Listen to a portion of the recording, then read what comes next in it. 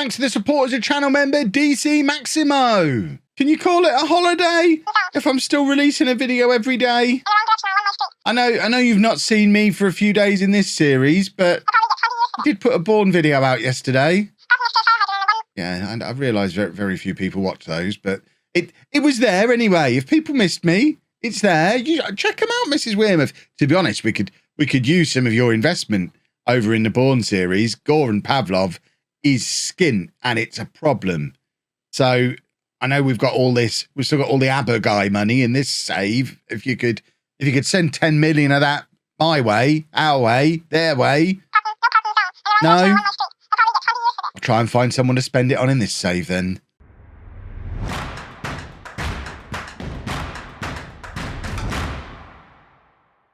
Hello and welcome to part 120 of Homegrown. I'm Kevin. Coming up on today's episode, we have the first two games of our new Premier League season for you. We're at home against Southampton, we're away against Brighton, and we really need a defender. We've got all this money to spend. In any other save, we could just go out and buy one. In this save, not so much. Oh, look, there's one, but he's 20. Oh, no, he's 19 and a forward. 20-year-old wonder kid. No, can't have him. Oh, a winger. I mean, we could use some more wingers. We don't have enough wingers in our side. People wonder why all I sign is wingers and strikers and attacking midfielders. It's all that comes up on these scout reports. Let's just have a quick look, just to put my mind at rest, for centre-backs. So first team ready centre-backs. Well, he's a full-back, he's a wing-back, he's a full-back, he's a wing-back, he's a wing-back. Aha, a centre-back. He's currently resting. He's 17 years old, so can't sign for us until next summer. So he's no good. I mean, to be fair, he might actually be the answer long term. He's not currently available, but he's not an immediate answer because they don't want to sell him. But you got a release clause because for a 17-year-old, domestic club release clause. Are we a domestic club in Brazil? But either way, doesn't solve the problem now. He's a midfielder. He's a wing-back. He's a full-back. He's a full-back. Aha, a centre-back. Chen Hao, who is only 2-star current ability. Another 17-year-old who looks half decent. But he's at Arsenal and they don't want to sell. And he's not as good as Almami Keita, who we've just sold for nothing after sending him to Scotland for 4 years because he wasn't good enough to get in our team in the Championship. That's why we don't just sign a defender, boys and girls. Although I really am tempted to put an offer in for Elias. Let's make an inquiry because, I mean, we're still going to need a defender in a year. So even though we can't bring him in immediately, he could be a useful player to bring in next summer. A nice Brazilian defender. Is he the next anybody? No, I mean... Oh, no. Who's Julio Cesar and new gen? So he's a bit like him. I mean, to be honest, we'd take him. So if he's a similar kind of player to him, why is he still in Brazil? Oh, he's been at Porto for years. But then how have they got all that money in Brazil? What is going on in this save? Goodness me. In his prime at 27 years old, he's gone back to Brazil. 52 caps for Brazil. And in his prime at 27 years old, he's gone back to Brazil in a £40 million deal. There's a financial imbalance in this universe. I don't know what's caused it. It's the Wearmouth effect. None of that matters for today, though, because obviously we can't bring a defender straight into the team for today. So we are going to be seeing the debut of Joshua Rogers, potentially the new Harrison Davies. He doesn't name him as the new Harrison Davies on here, but he is Welsh. He's come through our youth system. It's everything Harrison Davies did. He's not quite as tall, so he's not going to be as much of a goal threat. But Joshua Rogers, it's a big day for him today. Jørn Andersen is not going to be available for the first 6 weeks of the season. Harrison Davies is still around and could come in if Rogers is a disaster. But Rogers is likely to get a little bit of a run in the team unless we end up moving Sam Gillespie over there, which is certainly something I've speculated with as well. In other news, Villalobos is injured now as well. I'm not sure if that happened in the transfer special, so he's going to miss the first game of the season also. So it means a nice start on the first day for Chancel Bayer, last season's top scorer. So this is the team for the game against Southampton. Williams in goal, a back four of Peresato, Rogers, Fazekas and Gillespie, Hodgkinson and Gregoire in midfield, Richardson, Wally and Perez supporting Bayer up front. Bit of a new look team. I mean, obviously Rodgers is new in there. Wally playing in the central attacking midfielder. That was very much the Oliveira role last season. He's not fully fit today, which is one of the reasons why it's such an easy decision to play Wally there. But Wally was mainly playing out on the right, but he's getting better and better. I mean, star rating wise, he's one of our best players at the club now at 3.5 stars. Surely he's a wonder kid. He is. He's another English wonder kid. And then Perez out on the right-hand side. Is he a wonder kid? Of course he is. Wonder kids ahoy, but he didn't start many games last year because there's so many other wonder kids ahead of him. This is, I mean, it might look like a weakened side, but Bayer, Wally, Perez, these are all wonder kids just being drafted in willy-nilly. Rodgers, not quite in the wonder kid category, but he's got some very good players around him to hopefully settle him into the team. And like I say, if he's a disaster, Harrison Davies starts the next match. It's as simple as that, but we've got to give the youth a chance. It would seem like a big backward step for me at this point to bring Harrison Davies back into the team after effectively retiring him a year ago, talking about his last ever match, playing his testimonial, and then all of a sudden he's starting again on the first day of a new season.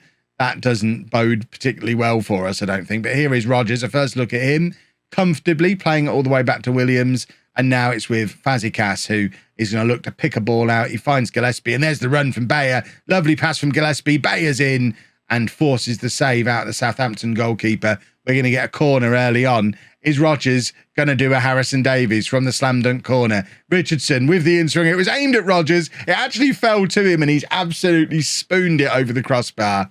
He's not quite it's not doing him any favours at all being Welsh because of the comparisons to Harrison Davies that it's going to invite. That's lovely centre forward play from Bayer to play it back to Peresato. Peresato with the cross on his weaker foot, and Perez is in, and Diego Perez opens his account for the season. That might be, in fact, it is confirmation at the bottom. It's his first ever goal for the club.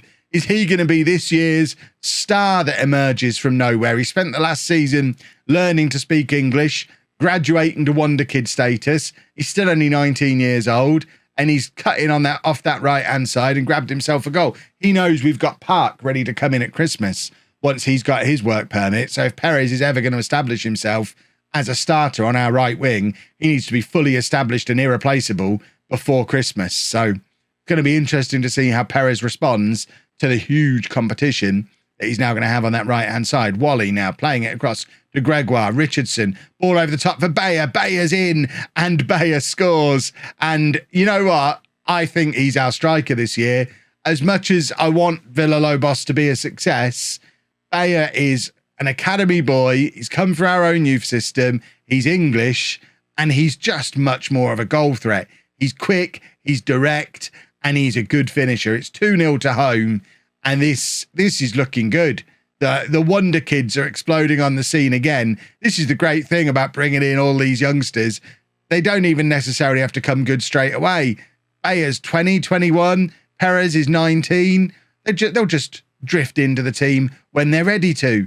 Got to give them time. Got to have patience. Peresato plays it over the top to Bayer again. He's in again. But I mean, has he got a left foot? Because you just hit that across goal with your left foot there, and it's 3-0. But he's taken it on his right. Took a little bit too long. It's got blocked, and it remains at 2-0. But we have been in control of this game. We look like a much, much better side than Southampton as it stands currently. Perez with a free kick, looking for Bayer again.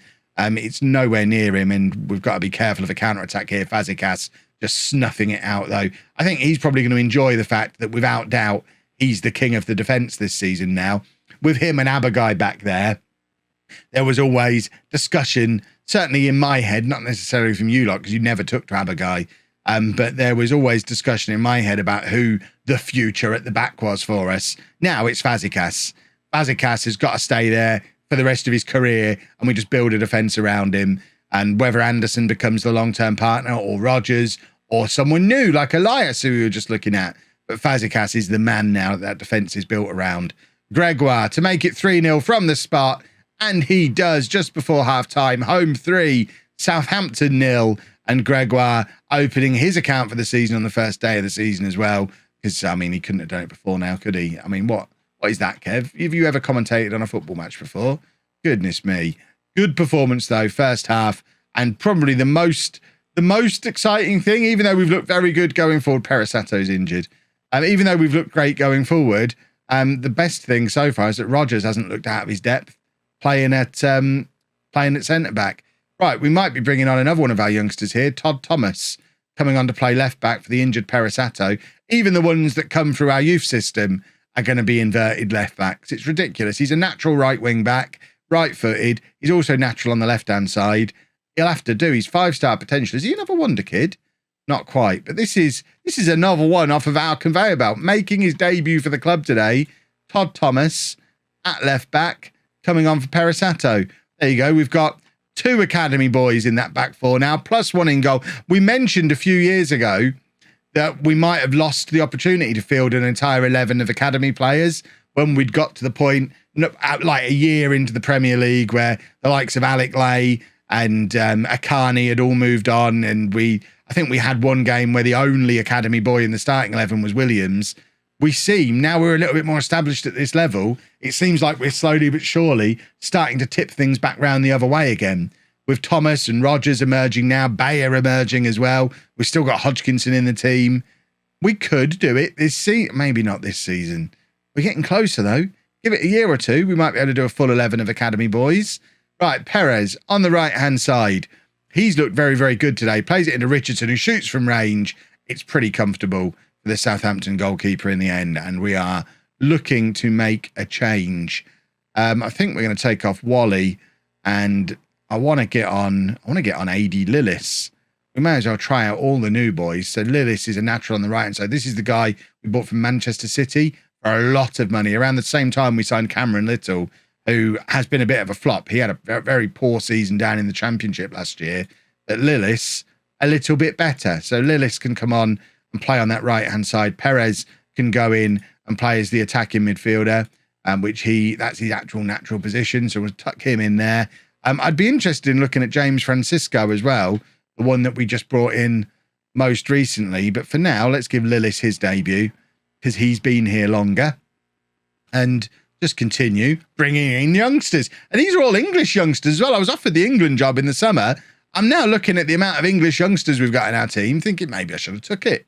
We might have the future of the England national team here. We actually had at one point last season, you get the thing emailed through in like November telling you which club has produced the most Premier League players out of their academy. We're top of that currently. I think there's like 25 players currently playing in the Premier League who were trained at home. Now, obviously, a lot of them are going to be the likes of Fazekas, who wasn't strictly an academy player, but is homegrown at club because he was in at 18, like everyone else has to be.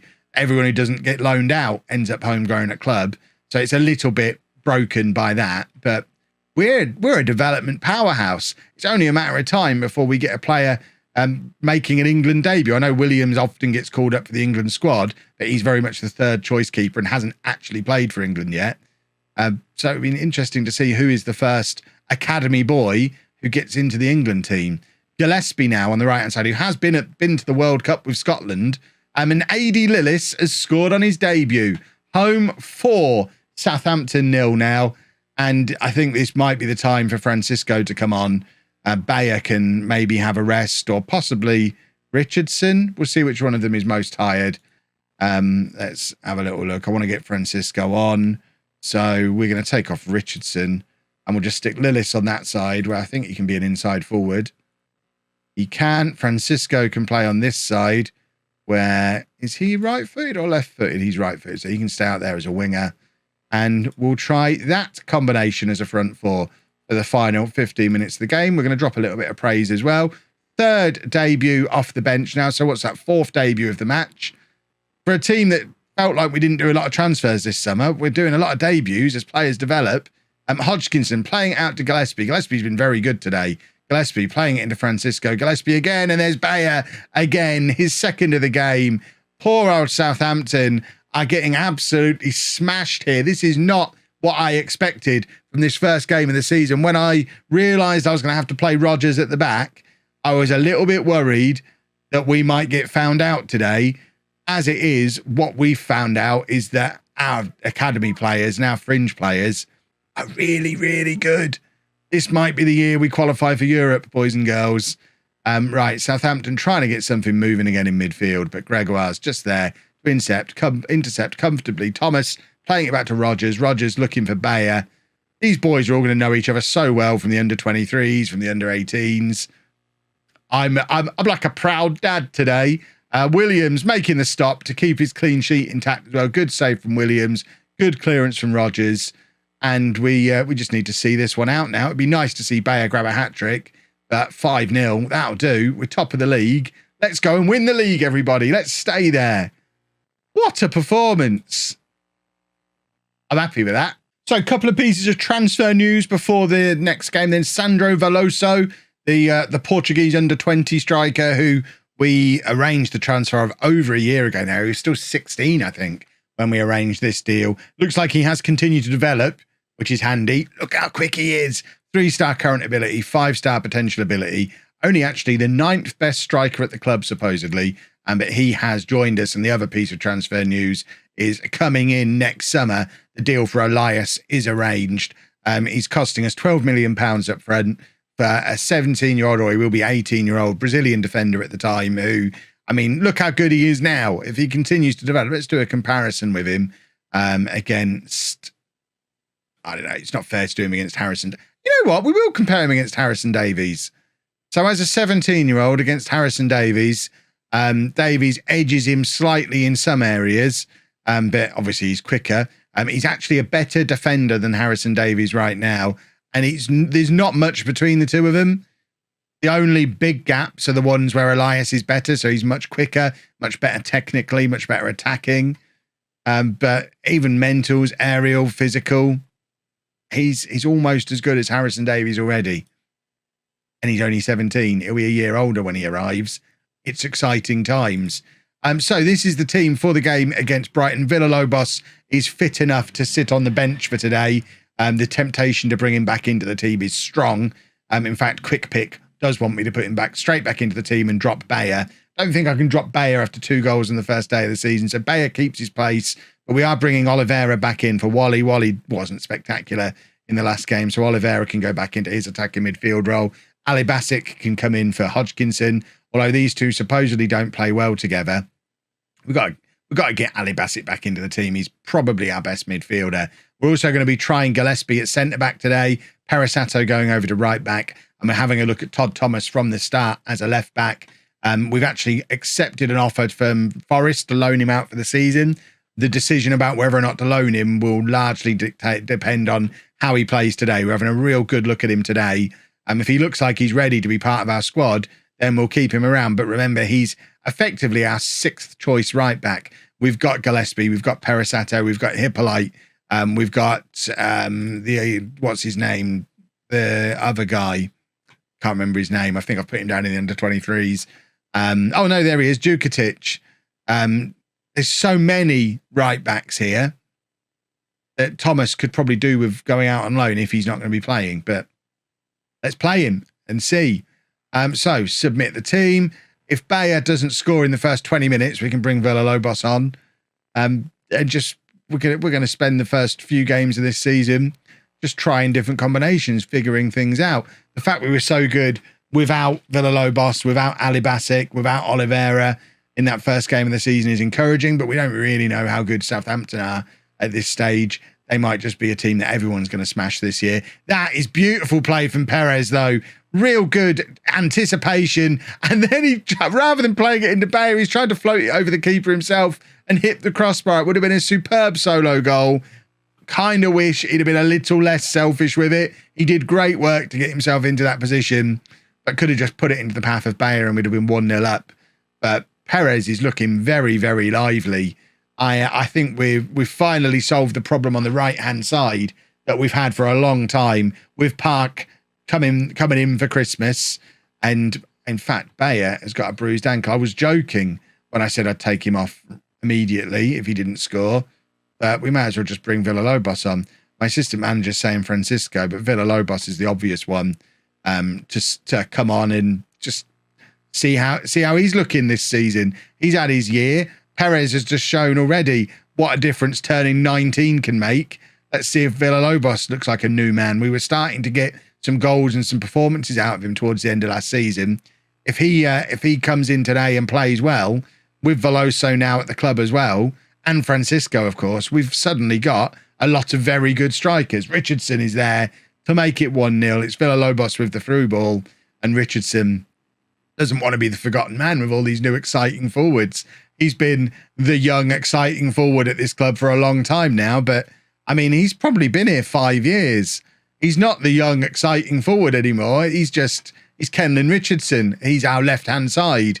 He's the most experienced player in our attack by probably about 100 games. We can't look at him as a little wonder kid anymore. He probably isn't even showing as a wonder kid anymore. He's probably too old for it. He should be the one who makes it into the England team, to be honest. He's never really let us down. He's been very good throughout his 5 years or so playing on that left-hand side. He's seen off Ola Richards, who was supposed to be the next great thing on the left-hand side. So why is Richardson not getting into the England team? It can only be because he plays for home. Plus, he's only got 4-star potential. He's 22. He only played 6 times for the England under-21s. But this is his 5th season playing for us. He's an old man now. Old man Kenlyn on the left-hand side. Right, 1-1 at half-time. A little bit disappointing to see us concede the goal towards the end of that first half. Perez, apart from that one interception, doesn't look like he's had the best of times out there today. So it might be an opportunity for Francisco to get a few more minutes under his belt later on in this game. Thomas hasn't looked out of place yet, which is encouraging. I'm not sure if I'm going to have him in as my regular left back. I think Perisato probably still has that position nailed down, but the fact Thomas can play on that side too. Now we've lost Abagai, there is an argument for keeping Thomas around as a left back option because we can't exactly put Fazekas out there anymore. So if Perisato gets injured, Thomas is probably our second best left back. So maybe we do need to keep him around. Villalobos goes past his man, shoots from range. If that goes in from there, Aya never gets back in the team. That would have been a wonder goal. But alas, it's straight into the hands of the Brighton goalkeeper. And we need a little bit of creative spark here. It's still only 1-1. And I would have expected to pick up a win in this game after what we did to Southampton. 30 minutes left. There's still time for us to grab another goal. We're putting some good pressure on the Brighton goalkeeper as well there. Villalobos very energetically chasing down the goalkeeper. And Brighton are trying to come through our middle again. Perisato needs to get the tackle in. He doesn't. Ball over the top. Fazekas caught flat-footed. And we're 2-1 down. And that is not part of the plan for today's game. I don't know. Who are we blaming? How's Gillespie playing at centre-back? I mean, there's absolutely no blame on Gillespie there. It was Fazekas who was the one who just turned too slowly.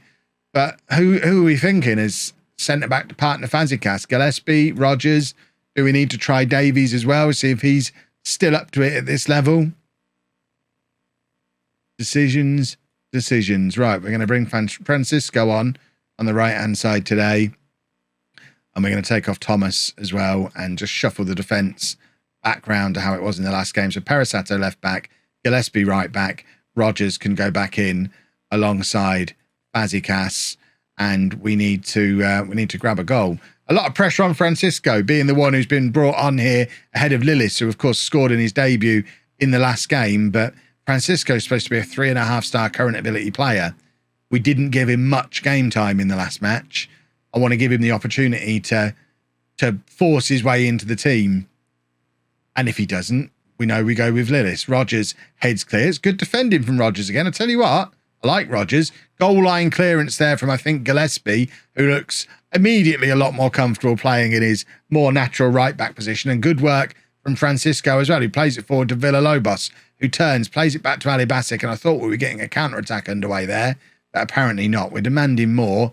Come on, boys. We're better than this. We should at least be able to pick up a draw in this match. Perisato trying to find Francisco, fails. And now Brighton have caught us on the break again here through our own mistake. And we've kind of thrown this one away today.